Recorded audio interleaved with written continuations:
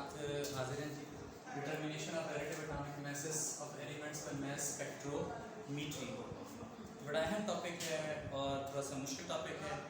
बच्चे कहते हैं कि भी काफ़ी चीज़ें इसमें समझ नहीं आती, तो जो करेंगे इंशाअल्लाह लजीज़ ये आपको क्लियर हो जाएगा, टॉपिक समझ आ जाएगा। तो स्टार्ट करते हैं। Determination of relative atomic masses of isotopes by mass spectrometry. mass spectrometry method है, उसके जरिए आइसोटोप्स के रिलेटिव एटॉमिक masses मालूम करना।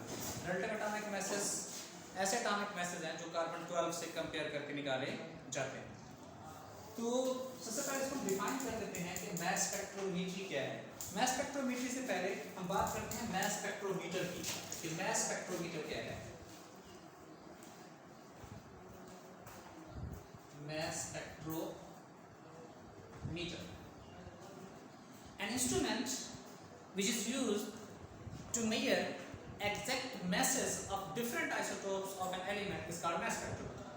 एक ऐसा इंस्ट्रूमेंट जो किसी एलिमेंट के डिफरेंट एटॉमिक मैसेज मालूम करता है उसे कहते हैं मास स्पेक्ट्रोमीटर। यानी मास स्पेक्ट्रोमीटर जो नाम से कहा है ये क्या मालूम करता है, मैसेज मालूम करता है, एग्जैक्ट मैसेज मालूम करता है।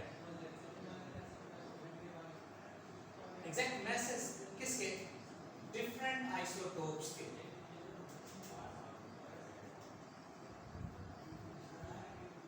एलिमेंट के डिफरेंट आइसोटोप्स के एग्जैक्ट मैसेज जो इंस्ट्रूमेंट मालूम करता है वो मास स्पेक्ट्रोमीटर है और ये टेक्निक कहलाती है मास स्पेक्ट्रोमीट्री। तो what is mass spectrometry? Technique by which exact masses of different isotopes of an element are determined or measured by mass spectrometer is called mass spectrometry। mass spectrometer के जरिए element के मुख्तलिफ isotope के exact mass मालूम करना इसी को कहते हैं मास स्पेक्ट्रोमीट्री। ठीक है, तो इसको हम दोबारा रिपीट कर लेते हैं कि what is mass spectrometry. Mass spectrometer क्या है, मास स्पेक्ट्रोमेट्री क्या है? An instrument which is used to measure exact masses of different isotopes of an element is called mass spectrometer and this technique is called mass spectrometry। Principle इसका असूल, किस असूल के ऊपर ये मास स्पेक्ट्रोमीटर काम करता है उस प्रिंसिपल को हम देखते हैं।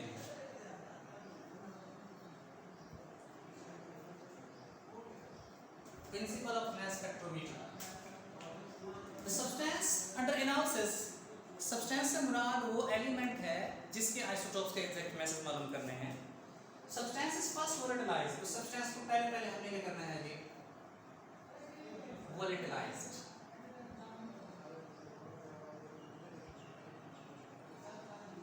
वोलेटिलाइज्ड mean convert into vapours, vapours में कन्वर्ट करेंगे। फर्स्ट करें हमारे पास सॉलिड एलिमेंट है, ये लिक्विड एलिमेंट है, तो सबसे पहले हम उसको वोलेटिलाइज करेंगे, वेपर्स में कन्वर्ट करेंगे जी। वोलेटिलाइज mean वेपोराइज्ड, converted to vapor, then ionized। फिर उस सब्सटेंस को हम आयोनाइज्ड करेंगे। सब्सटेंस क्या है, वो एलिमेंट है जिसके आइसोटोप्स के एग्जैक्ट मास मालूम करने। पहले अगर वो सॉलिड लिक्विड था उसे वेपर में कन्वर्ट किया, अगर वो गैस था तो फिर वेपर में कन्वर्ट नहीं किया क्योंकि ऑलरेडी गैस वेपर फॉर्म में। फिर उस सब्सटेंस को, उस एलिमेंट को जिसके आइसोटोप के एग्जैक्ट मास मालूम करने उसे आयोनाइज किया, उसे आयंस में तब्दील किया।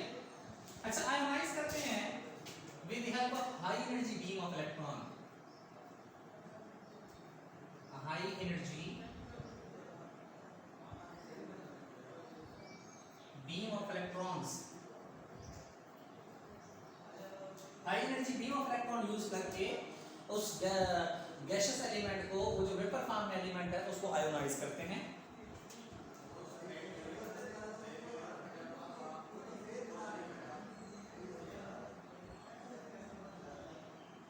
एक्सेलरेट करेंगे,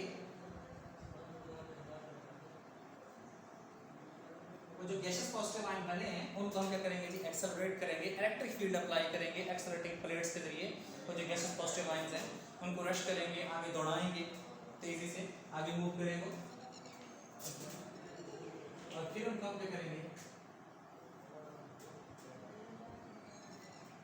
सेपरेट करेंगे। सेपरेट करेंगे on the basis of mass to charge ratio की बिना पर उनको हम सेपरेट करेंगे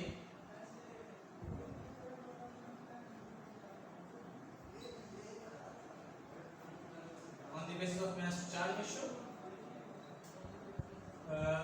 using magnet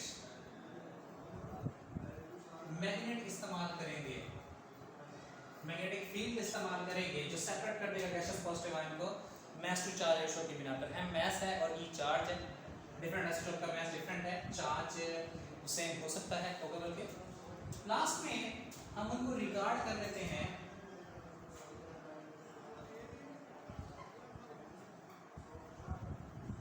recorded in the form of peaks, in the form of peaks. peak show करती है रिलेटिव अबंडेंस या परसेंटेज किसी आइसोटोप की, कितना उसकी रिलेटिव अबंडेंस है, कितना परसेंटेज है। तो पीक की फॉर्म में हम उसको क्या कर लेंगे, रिकॉर्ड कर लेंगे।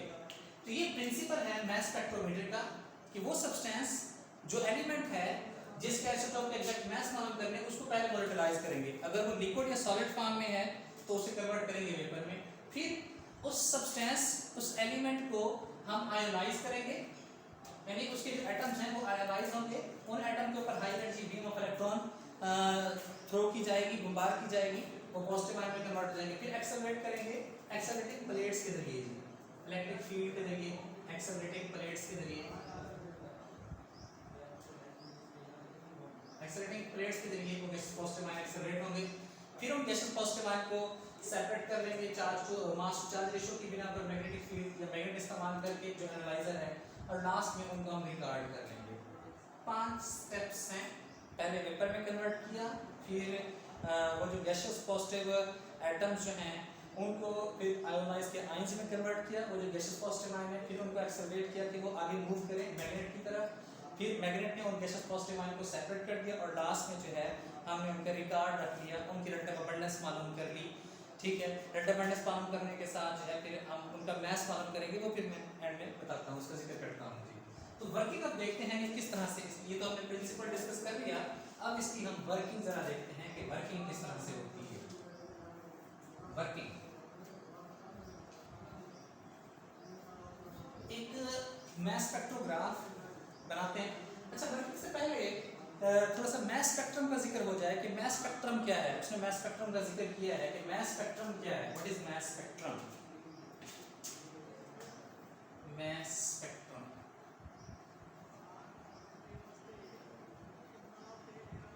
मास स्पेक्ट्रम बेसिकली ग्राफ है, एक प्लॉट है, plot of data in such a way that mass to charge ratio is plotted on abscissa and relative number of ions on ordinate।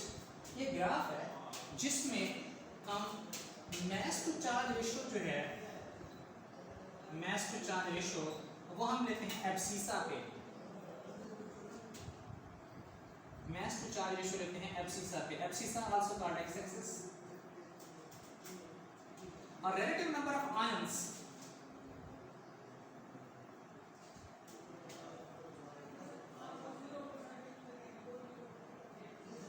वो हम लेते हैं y एक्सिस पे, mass to charge ratio x axis पे लेते हैं, और relative number of ions हम लेते हैं y एक्सिस पे। x axis also called abscissa and y axis also called ordinate. x axis को एब्सिसा कहते हैं, y एक्सिस को ऑर्डिनेट।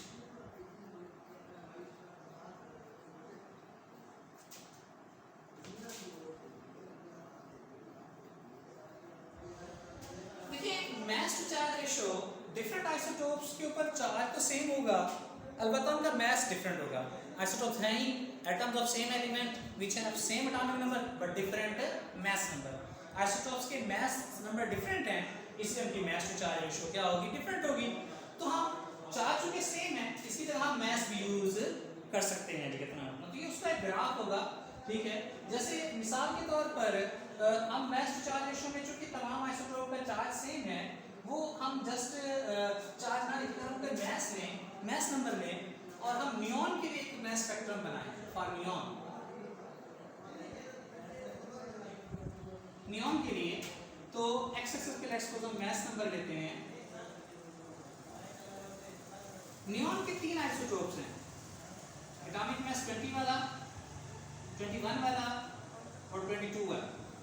तो रिलेटिव नंबर ऑफ आयंस की जगह हम रिलेटिव अबंडेंस ले लें।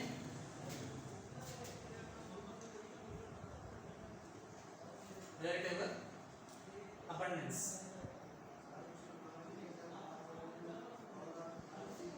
तो जो एटॉमिक मास 20 वाला है उसकी रिलेटिव अबंडेंस होती है 90.92%, 21 वाले की 0.26%, 22 वाले की 8.82%। तो ये मास स्पेक्ट्रम है, यानी ग्राफ है जो किसके दरमियान बनाया गया है, मास नंबर या मास टू चार्ज रेशियो के दरमियान। मैंने चार्ज नहीं लिखा क्योंकि तकरीबन तीनों पॉजिटिव आयन के चार्ज सेम होगा, और रिलेटिव नंबर ऑफ आयन या रिलेटिव अबंडेंस के दरमियान ये जो ग्राफ है इसे कहते हैं mass spectrum. So we have plot of data in such a way that mass to charge ratio is plotted on abscissa कि mass to charge ratio हमने ली है abscissa x-axis पे, and relative number of ions वो हमने लिए हैं ordinate यानी y-axis पे। mass spectrum के बाद हम कुछ mass spectrograph की बात कर लेते हैं। अच्छा ध्यान में रहे, mass spectrograph से मुराद ग्राफ नहीं है, ये जो ग्राफ है ग्राफ को कहते हैं mass spectrum। mass spectrograph से मुराद mass spectrometer ही है। हिस्ट्री की बात कर लेते हैं। ऑस्टन्स मास स्पेक्ट्रोग्राफ, सबसे पहले ऑस्टन मास स्पेक्ट्रोग्राफ यूज होता था।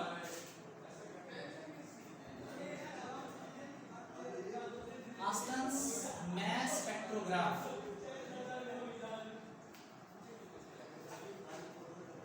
मैंने पहले बताया कि मास स्पेक्ट्रोग्राफ और मास स्पेक्ट्रम एक ही चीज है। Aston's mass spectrograph was used to identify the elements on the basis of their atomic masses. Aston का मास स्पेक्ट्रोग्राफ गैसियस एलिमेंट जो हैं उनको आइडेंटिफाई करता था,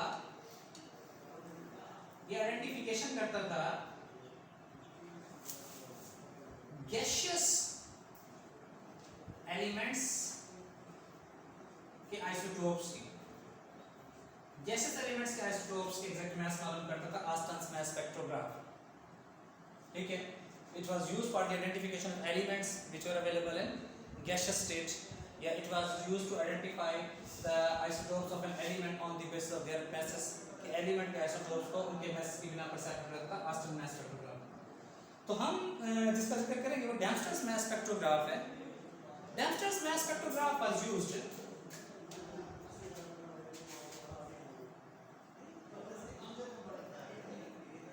Dempster's mass spectrograph was used for the identification of those elements which were available in solid state कि जो element solid state में हैं, ठोस हालत में हैं, उनके आइसोटोप्स के एग्जैक्ट मास मालूम करने के लिए डैम्स्टर्स मास स्पेक्ट्रोग्राफ यूज होता था जी। ठीक है, ऑस्टन के जरिए गैसियस एलिमेंट के आइसोटोप्स के एग्जैक्ट मास मालूम होते थे, और डैम्स्टर के जरिए जो सॉलिड स्टेट में एलिमेंट मौजूद हैं या लिक्विड स्टेट में एलिमेंट मौजूद हैं, ठीक है, उनकी आइडेंटिफिकेशन के लिए डैम्स्टर मास स्पेक्ट्रोग्राफ इस्तेमाल होता है जी। वैसे तो गैसेस के भी मालूम कर सकता है, इसमें वो पहला स्टेप नहीं करना पड़ेगा ऑर्बिटलाइज करने वाला, क्योंकि गैसियस सब्सटेंस या gaseous element already vapour form में, गैस की फॉर्म में है। तो वर्किंग की बात करते हैं, डैम्स्टर मास स्पेक्ट्रोग्राफ की वर्किंग की बात करते हैं कि किस तरह से काम होता है, किस तरह करता है। तो सबसे पहला मैंने किस तरह कहा था आपको कि सब्सटेंस इज फर्स्ट वोलेटाइज, सबसे पहले इसको किस में कन्वर्ट करेंगे, वेपर में। The element the substance whose analysis the element whose analysis for the separation of isotopes is required is first converted into vapors कि वो एलिमेंट जिसके आइसोटोप के एग्जैक्ट मास मालूम करने हैं उसको सबसे पहले किस में कन्वर्ट कर लेंगे, वेपर्स में। प्रेशर ऑफ दीस, अच्छा वेपर्स में कन्वर्ट कर लिया उस एलिमेंट को जिस एलिमेंट के आइसोटोप के एग्जैक्ट मास मालूम करने थे। Pressure of these vapours is kept very low, उन वेपर्स का प्रेशर हम बहुत कम रखेंगे। किसके जरिए कम रखेंगे, वैक्यूम पंप के जरिए कम रखेंगे। मैं बनाता हूं मास स्पेक्ट्रोग्राफ, यहां से हमने इंटर किया, क्या वेपर्स इंटर किए, ठीक है, उस एलिमेंट के जिसके आइसोटोप से एग्जैक्ट मास मालूम करने हैं। अगर वो सॉलिड या लिक्विड था तो उसको पहले वेपर में कन्वर्ट किया, वोलेटाइज किया। अगर वो गैसियस था तो एज इट इज उसको इसमें हमने इंटर कर दिया।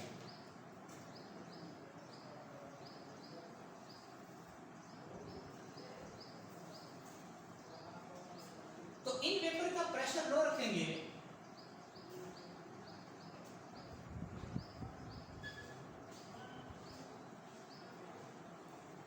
वैक्यूम पंप,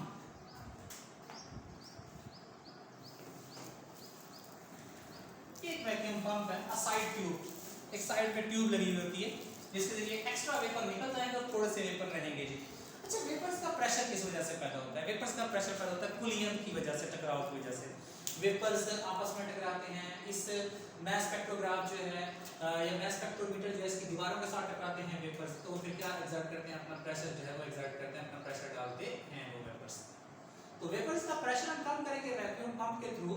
इन वेपर्स का प्रेशर हम कर देंगे 10⁻⁻6 स्टार टू 10⁻⁷ का।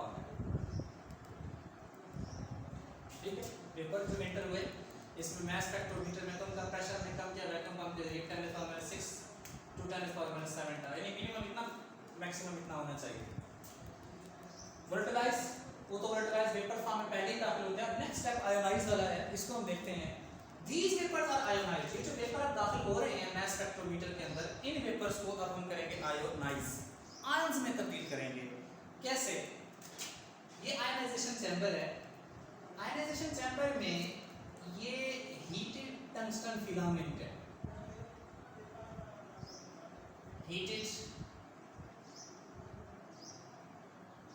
Tungsten filament. ये हीटेड टंगस्टन फिलामेंट जो है थ्रोस, ये फेंकता है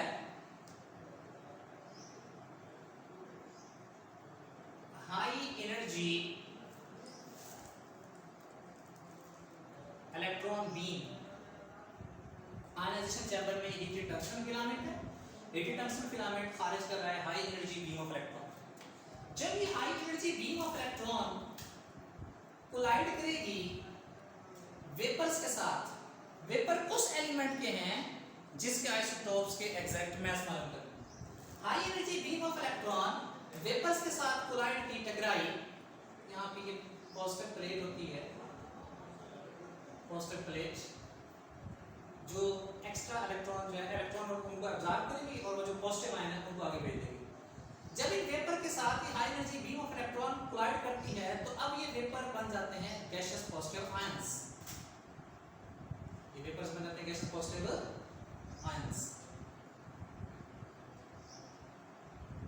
गैसियस पॉजिटिव आयंस। तो आयनाइजेशन चैम्बर जो है, आयनाइजेशन चैम्बर में क्या हुआ है कि वेपर आए उस एलिमेंट के जिसके आइसोटोप के एग्जैक्ट मास मालूम करने थे, हीटेड टंगस्टन फिलामेंट से high energy beam of electron खारिज हुई। वो high energy beam of electron जब वेपर्स के साथ टकराती है, वेपर्स में से इलेक्ट्रॉन निकाल के उन वेपर को कन्वर्ट कर देती है पॉजिटिव आयंस में। तो अब जो आइसोटोप्स हैं वो एटम जो हैं जिनके डिफरेंट मैसेज हैं, अब वो बन गए हैं पॉजिटिव आयंस बन गए हैं। तो अब हम इनको क्या करेंगे जी, एक्सेलरेट। ये आयनाइजेशन हो गई, आयनाइजेशन चैम्बर में हुई, high energy beam of electron के जरिए हुई, वो high energy beam of electron खारिज हुई हीटेड टंगस्टन फिलामेंट से। तो गैसियस पॉजिटिव आयन बन गया, अब उनको हम करेंगे एक्सेलरेट करेंगे। एक्सेलरेटिंग प्लेट्स के जरिए, ये हमारे पास परफोरेटेड नेगेटिव ग्रिड है, ये एक जाली है,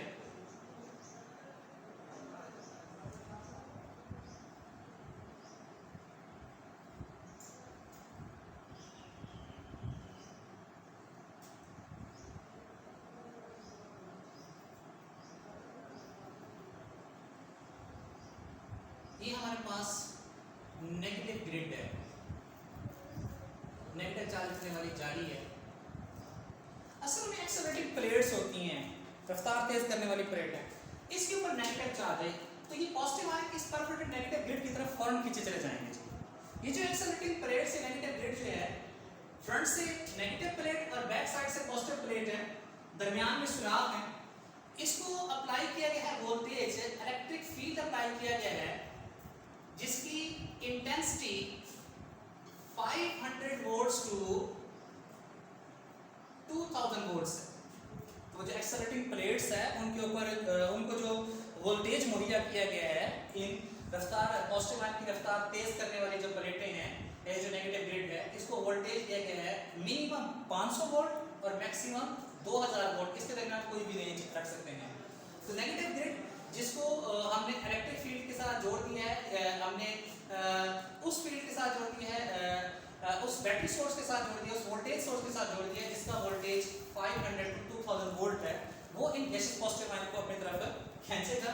ये तेजी से खींचे चले आएंगे और इसकी परफोरेशन सुराखों से गुजर जाएंगे। आगे स्लिट्स हैं, छोटे सुराख। स्लिट का फंक्शन ये है कि वो इनको लाइन अप कर देंगे। गैसियस पॉजिटिव आयन क्या कर देंगे,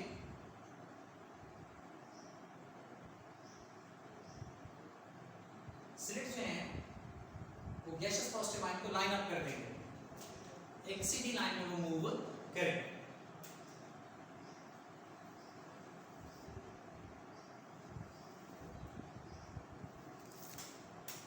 ये मैग्नेट का एनालाइजर है।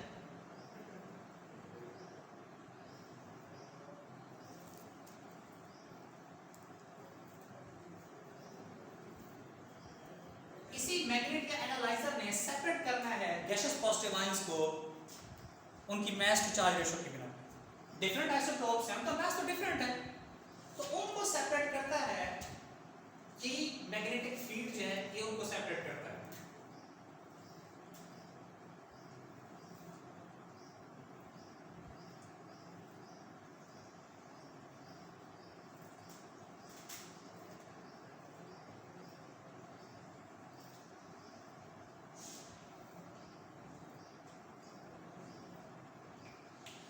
ये मैग्नेटिक एनालाइजर उनको सेपरेट करता है on the basis of their mass to charge ratio, उनकी मास टू चार्ज रेशियो की बिना पर उनको सेपरेट करता है।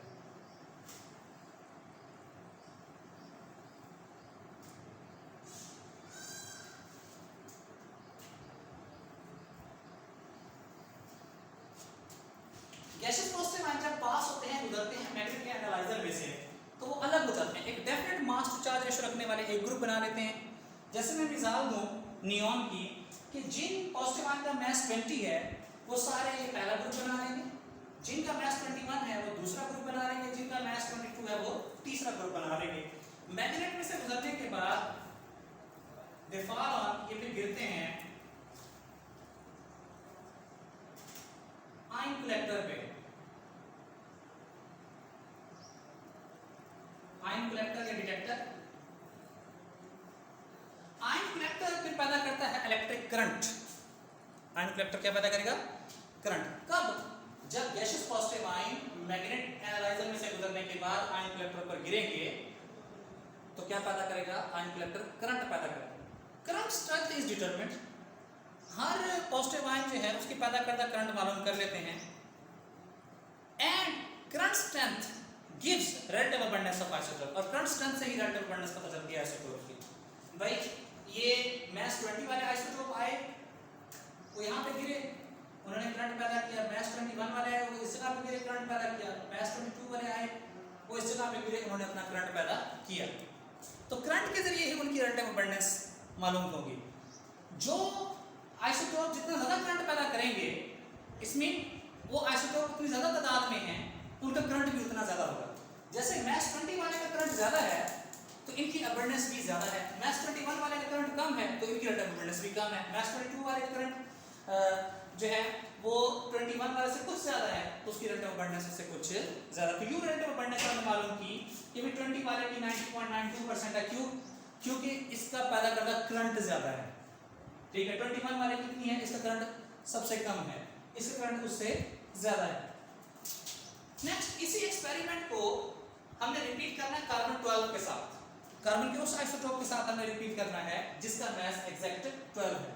उससे पहले थोड़ा सा ये हमने देखा कि भी ये मैग्नेटिक फील्ड के अंदर ये कर्व होते हैं, ये बेंड हो जाते हैं, मुड़ जाते हैं, एक सर्कुलर पाथ इख्तियार कर लेते हैं। ठीक है, तो एक मैथमेटिकल रिलेशनशिप है मास टू चार्ज रेशियो का। Mass to charge ratio equals h square r square over 2e। m mass है पॉजिटिव आयन का, गैसियस पॉजिटिव आयन का, e उसके ऊपर चार्ज है, h स्ट्रेंथ है इस मैग्नेटिक फील्ड की जो सेपरेट करता है गैसियस पॉजिटिव आयन को उनकी मास टू चार्ज रेशियो की बिना पर। डिफरेंट मास वाले वो डिफरेंट सर्कुलर पाथ में जा रहे हैं। कम मास वाले जो हैं उनका कम रेडियस ऑफ कर्वेचर है, ज्यादा मास वालों का जो है वो ज्यादा रेडियस ऑफ कर्वेचर है। r रेडियस ऑफ कर्वेचर है, जैसे एक कम मास वाले का रेडियस ऑफ कर्वेचर जो है, ठीक है, वो कम, उससे ज्यादा मास वाले का रेडियस ऑफ कर्वेचर उससे ज्यादा, और सबसे ज्यादा मास वाले का रेडियस ऑफ कर्वेचर सबसे ज्यादा। देख रहे हैं रिलेशन से कि मास और रेडियस ऑफ कर्वेचर एक दूसरे के डायरेक्टली प्रोपोर्शनल है। तो हम रेडियस ऑफ कर्वेचर जो है उसको इंक्रीज या डिक्रीज कर सकते हैं अगर हम मैग्नेटिक फील्ड की स्ट्रेंथ और इलेक्ट्रिक फील्ड की इंटेंसिटी जो है इसको हम क्या करें, चेंज करते हैं। लेट्स सपोज कि हम इलेक्ट्रिक फील्ड इंटेंसिटी या वोल्टेज जो है इसको हम रखते हैं कांस्टेंट, इसको चेंज नहीं करते, और हम मैग्नेटिक फील्ड को इंक्रीज कर देते हैं, उसकी स्ट्रेंथ बढ़ा देते हैं। तो फिर क्या होगा, H अगर हमने इंक्रीज किया, मास टू चार्ज रेशियो तो फिक्स रहनी है, कांस्टेंट रहनी है, वो चेंज नहीं होती। अगर R के साथ मल्टीप्लाई होने वाला H इंक्रीज हुआ है तो R क्या हो जाएगा, डिक्रीज हो जाएगा। क्यों डिक्रीज हो जाएगा, ताकि मास टू चार्ज रेशियो कांस्टेंट रहे। दोबारा इस चीज को रिपीट कर लेते हैं कि अगर इलेक्ट्रिक फील्ड जो उसको कांस्टेंट रखा, उसकी स्ट्रेंथ को, मैग्नेटिक फील्ड की स्ट्रेंथ को बढ़ा दिया, तो रेडियस ऑफ कर्वेचर क्या हो जाएगा, कम हो जाएगा, और पार्टिकल पहले जिस जगह पे गिर रहा था अब उस जगह पे नहीं गिरेगा, किसी और जगह पे गिरेगा। ठीक, अब उसका रेडियस ऑफ कर्वेचर डिक्रीज हो गया जब हमने H इंक्रीज कर दिया और E को कांस्टेंट कर दिया। अगर हम ऐसा करें कि हम H को कांस्टेंट रखते हैं, मैग्नेटिक फील्ड जो है उसकी स्ट्रेंथ को चेंज नहीं करते, हम वो जो एक्सेलरेटिंग प्लेट्स को जो वोल्टेज अप्लाई किया था उसको इंक्रीज कर देते हैं। डिवाइड करने वाली चीज अगर इंक्रीज हो रही है तो डिवाइड होने वाली चीज भी क्या हो जाएगी, इंक्रीज हो जाएगी, तो रेडियस ऑफ कर्वेचर भी इंक्रीज हो जाएगा। तो हम कैसे रेडियस ऑफ कर्वेचर को बढ़ाएंगे कि हम E को इंक्रीज कर देंगे वोल्टेज को, और H को क्या रखेंगे, कांस्टेंट, तो रेडियस ऑफ कर्वेचर बढ़ जाएगा, यानी वो दूर जाके गिरेगा जी। अगर हम रेडियस डिक्रीज करना चाहते हैं तो E को कांस्टेंट रखेंगे, H को इंक्रीज कर देंगे तो R डिक्रीज होगा, और वो जो है वो कम फासले पे गिरेगा। कौन, पॉजिटिव आयन, कब, जब वो मैग्नेटिक एनालाइजर में से गुजरेगा। जिक्र किया जैसे पहले आइसोटोप मैग्नेट में से गुजरते हैं, आयन कलेक्टर पर या डिटेक्टर पर गिरते हैं तो क्या पैदा करते हैं, इलेक्ट्रोमीटर भी कहते हैं इसको, आयन कलेक्टर को और कहते हैं इलेक्ट्रोमीटर।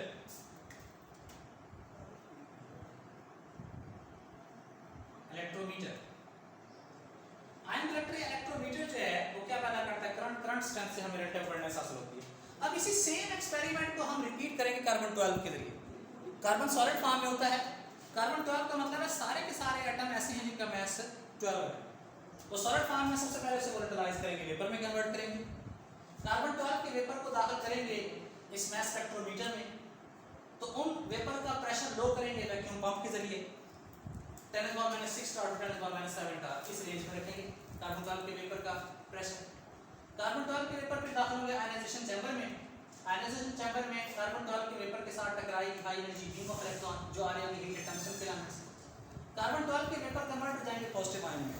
ज़हन में रहे कि यहाँ पे तमाम पॉजिटिव आयन सेम काइंड के होंगे, सबका मास सेम होगा, कार्बन 12 होगा, कोई और आइसोटोप यहाँ मौजूद नहीं। फिर कार्बन 12 के पॉजिटिव आयन जो है वो एक्सेलरेट होंगे नेगेटिव ग्रिड की तरफ, ठीक है, जिसको वोल्टेज दिया गया है 500 से 2000 वोल्ट की रेंज में।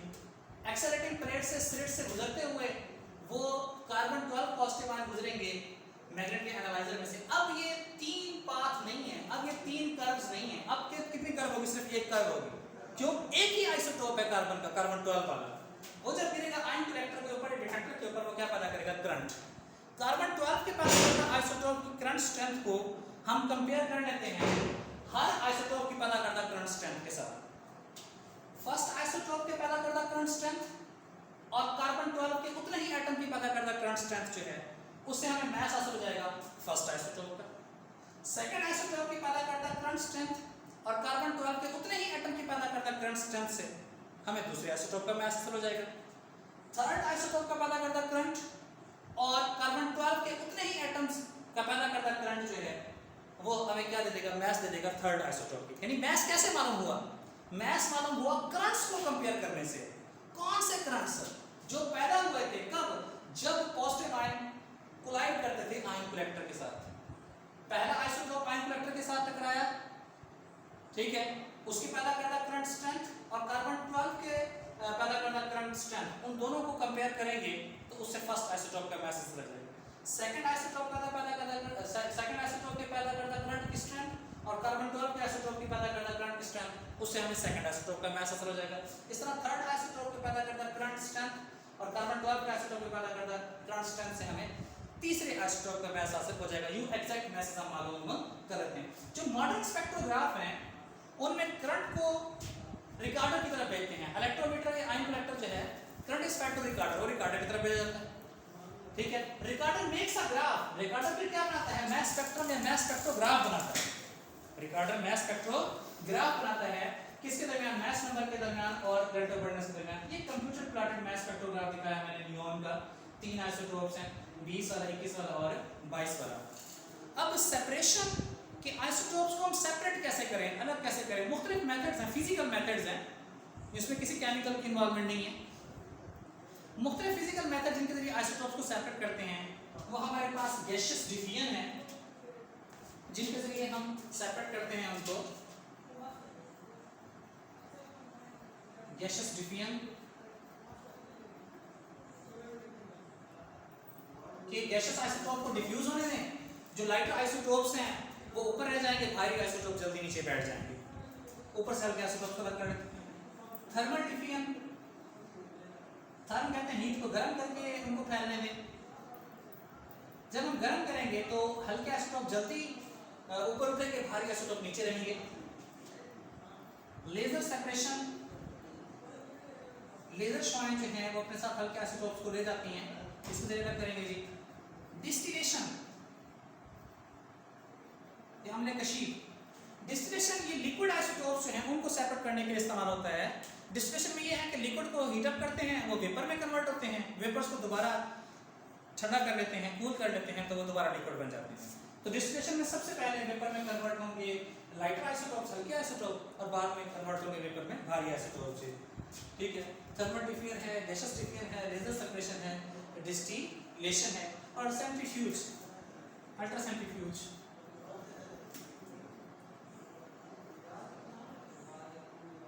अल्ट्रा सेंट्रीफ्यूज ये मशीन है जस्ट लाइक वॉशिंग मशीन कि ये इसके अंदर जब हम एलिमेंट को डालते हैं तो उसके लाइटर आइसोटोप ऊपर आ जाते हैं, भारी आइसोटोप नीचे रह जाते हैं। तो ये डिफरेंट मेथड्स हैं जिनके जरिए हम आइसोटोप्स को अलग कर लेते हैं। ये रिपीट कर लेते हैं इस पूरे लेक्चर को हम। मैस स्पेक्ट्रोमीटर क्या है? An instrument which is used to measure exact masses of different isotopes of element. इसके जरिए किसी एलिमेंट के मुख्तलिफ आइसोटोप के एग्जैक्ट मैस मालूम करते हैं। This technique is called mass spectrometry. Mass spectrometer के जरिए एग्जैक्ट मैस मालूम करना किसी एलिमेंट के डिफरेंट आइसोटोप्स के एक कहता है मैस स्पेक्ट्रोमेट्री। प्रिंसिपल की बात करें तो सबसे पहले सब्सटेंस को वोलेटाइज यानी वेपर में कन्वर्ट करेंगे, अगर सब्सटेंस सॉलिड या लिक्विड फॉर्म में। उन वेपर्स को फिर आयोनाइज करेंगे high energy beam of electron के जरिए। फिर वो जो पॉजिटिव आयन बनेंगे उनको एक्सेलरेट करेंगे एक्सेलरेटिंग प्लेट्स के जरिए। फिर वो जो एक्सेलरेटिंग आयंस हैं उनको गुजारेंगे मैग्नेट में से, तो वो मैग्नेट उनको सेपरेट कर देगा मास टू चार्ज रेशियो की बिना पर, और आखिर में उनका रिकॉर्ड रख लेंगे पीक्स की फॉर्म में। वेपर में कन्वर्ट किया, आयोनाइज किया, उनको स्पीड अप किया, सेपरेट किया, मास टू चार्ज रेशियो की बिना पर उनका रिकॉर्ड रखा। मैस स्पेक्ट्रम की बात करें, मैस स्पेक्ट्रम ग्राफ है। मैस टू चार्ज रेशियो लेते हैं एब्सिसा पे और रिलेटिव नंबर ऑफ आयंस लेते हैं ऑर्डिनेट यानी वाई एक्सिस पे। अच्छा, उसके बाद हिस्ट्री की बात करें तो दो तरह के मैस स्पेक्ट्रोग्राफ का जिक्र किया गया है। ऑस्टिन का मैस स्पेक्ट्रोग्राफ था, ये गैसियस एलिमेंट्स के आइसोटोप्स को सेपरेट करता था उनके मैस की बेस पे। जो मॉडर्न मैस स्पेक्ट्रोग्राफ है वो डैम्स्टर्स मैस स्पेक्ट्रोग्राफ है, सॉलिड एलिमेंट के आइसोटोप्स हैं उनको सेपरेट करता है डैम्स्टर्स मैस स्पेक्ट्रोग्राफ। उसकी वर्किंग देखते हैं। सबसे पहले अगर सॉलिड सब्सटेंस है उसको हमने वेपर में कन्वर्ट किया, उन वेपर का प्रेशर वैक्यूम पंप के जरिए लो किया, 10⁻⁻6 10⁻⁷ डाला, वो वेपर दाखिल हुए आयनाइजेशन चैम्बर में। आयनाइजेशन चैम्बर में गैसियस वेपर के साथ टकराई high energy beam of electron जो हीट टंगस्टन फिलामेंट से खारिज हो रही है। वेपर कन्वर्ट हो गए पॉजिटिव आयन में। इन पॉजिटिव आयन को फिर एक्सेलरेट करते हैं नेगेटिव ग्रेड की तरफ या एक्सेलरेटिंग प्लेट्स की तरफ, जिनको वोल्टेज 500 to 2000 वोल्ट के दरमियान में कोई भी रेंज में कोई वोल्टेज दिया गया है। ये पॉजिटिव आयन के लिए पास होंगे स्लिट्स में से, स्लिट अ स्मॉल ओपनिंग, छोटा सा सुराख। स्लिट में से गुजरने के बाद गैसियस पॉजिटिव आयन गुजरेंगे मैग्नेट में से या एनालाइजर में से। मैग्नेट या एनालाइजर डिफरेंट मास रखने वाले, different mass to charge ratio रखने वाले पॉजिटिव आयन को डिफेंड कर लेगा। Same mass to charge ratio रखने वाले एक ग्रुप की फॉर्म में आएंगे जी। ठीक है, फर्स्ट करो कि हम नियॉन की बात करें, उसके 3 आइसोटोप्स हैं, एटॉमिक मास 20 वाला, 21 वाला, 22 वाला। तो एटॉमिक मास 20 वाले जितने भी पॉजिटिव आयन हैं वो ये एक ग्रुप बना के आएंगे, एटॉमिक मास 21 वाले जितने भी पॉजिटिव आयन हैं वो ये ग्रुप बना के आएंगे, 22 वाले ये ग्रुप बना के आएंगे। मास यानी आइसोटोप अलग हो गए, उनको अलग किया मैग्नेट या एनालाइजर ने, किसकी बिना पर? उनकी मास टू चार्ज रेशियो की बिना पर। मास टू चार्ज रेशियो निकालने का फार्मूला h²r²/2e। h स्ट्रेंथ है मैग्नेटिक फील्ड की, r रेडियस है, यानी वो गोल रास्ते का रेडियस है, जिस गोल रास्ते पे गैसियस पॉजिटिव आयन, जिस गोल रास्ते को गैसियस पॉजिटिव आयन ने इख्तियार किया है, कब? जब वो मैग्नेट से गुजरा है। गैसियस पॉजिटिव आयन जब मैग्नेट से गुजरा तो जिस कर्व पाथ पे, जिस गोल रास्ते पे वो आया है, उस कर्व पाथ का रेडियस ऑफ कर्वेचर है, और ई स्ट्रेंथ है इलेक्ट्रिक फील्ड की जो एक्सीलरेटिंग प्लेट्स को अप्लाई किया गया था जी।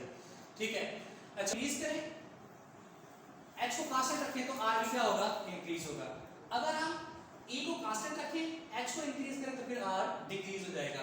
गैसियस पॉजिटिव आयन जब मैग्नेट से गुजरकर आयन कलेक्टर या डिटेक्टर या इलेक्ट्रोमीटर पर गुजरते हैं, गिरते हैं, तो पैदा करते हैं इलेक्ट्रिक करंट। करंट स्ट्रेंथ हमें क्या देती है? Relative abundance. जिस जो आइसोटोप जितना ज्यादा करंट पैदा करेंगे, उन आइसोटोप की रिलेटिव अबंडेंस उतनी ज्यादा होगी, जो आइसोटोप जितना कम करंट पैदा करेंगे, रिलेटिव अबंडेंस उतनी कम होगी। सेम एक्सपेरिमेंट को रिपीट करते हैं कार्बन 12 के लिए। कार्बन 12 जो है वो सॉलिड फॉर्म में होता है, उसको सबसे पहले वेपर में कन्वर्ट करेंगे, उन वेपर का प्रेशर लो रखेंगे वैक्यूम पंप के जरिए, उन वेपर को आयोनाइजेशन चैम्बर में आयोनाइज करेंगे, high energy beam of electron के जरिए। कार्बन 12 के सारे पॉजिटिव आयन एक ही किस्म के होंगे, सबका मास सेम है 12 है। वो एक्सेलरेटिंग प्लेट से होते हुए, स्लिट से होते हुए कार्बन 12 वो गुजरेंगे मैग्नेट में से।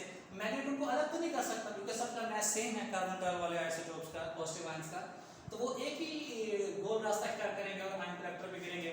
कार्बन 12 आइसोटोप्स के पॉजिटिव आयन जब पैदा करेंगे करंट आयन कलेक्टर पे गुजरकर गिरकर, तो कार्बन 12 के आइसोटोप्स के पैदा करदा करंट की स्ट्रेंथ और डिफरेंट आइसोटोप्स हैं उनके पैदा करदा करंट स्ट्रेंथ को कंपेयर कर लेंगे, तो उससे हमें डिफरेंट आइसोटोप का मास जो है वो हासिल हो जाएगा। फर्स्ट आइसोटोप की करंट स्ट्रेंथ उसको कंपेयर कार्बन 12 के करंट के साथ, फर्स्ट आइसोटोप का मास। सेकंड आइसोटोप की करंट स्ट्रेंथ कार्बन 12 के आइसोटोप्स की करंट स्ट्रेंथ कंपेयर करने से सेकंड आइसोटोप का मास, इस तरह थर्ड आइसोटोप का मास।